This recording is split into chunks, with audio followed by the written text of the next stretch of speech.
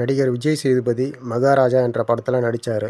படத்தில் நடித்து படமும் வெளியே வந்து படமும் நல்லா நல்லா ஓடிட்டுருக்கு. நல்ல கலெக்ஷன் எடுத்திருக்கு படம். ரொம்ப மாதம் கழிச்சு அவர் ஒரு நல்ல படம் நடிச்சிருக்காரு. இந்த மாதிரி கதையெல்லாம் தேர்ந்தெடுத்து அவர் நடிக்கணும்.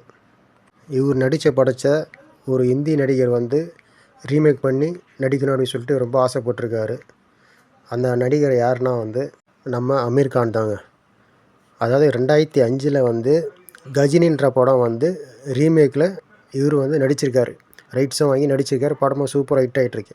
அந்த 2005க்கு அதுக்கப்புறம் 19 வருஷத்துக்கு அதுக்கப்புறம் இப்போ இந்த மகாராஜா படத்தை பார்த்து படம் நல்லா இருக்குது, படத்தை வந்து ரைட்ஸை வாங்கி படம் நடிக்கணும்னு சொல்லிட்டு ஆசைப்பட்டிருக்காரு.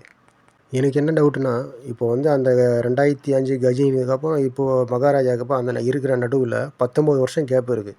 அந்த 19 வருஷம் கேப்பில் அவருக்கு எந்த படமே பிடிக்கலையா வந்ததில், ஒருவேளை அவர் கேரக்டருக்கு வந்து செட் ஆகலைன்னு சொல்லிட்டு எந்த படமும் வாங்காமல் ரைட்ஸ் வாங்காமல் நடிக்காமல் இருந்தாரா? அது என்ன இது எப்படி தெரில.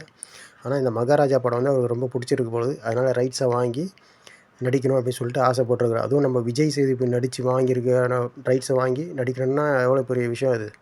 இவரும் நடிப்பில் அசுரன் இவர். படம் வாங்கி படம் நடித்து எப்படி இருக்குன்னு பார்ப்போம். கண்டிப்பாக இவர் நடித்தா படம் வேறு லெவலில் இருக்கும். அதில் எந்த மாற்றமே கிடையாது.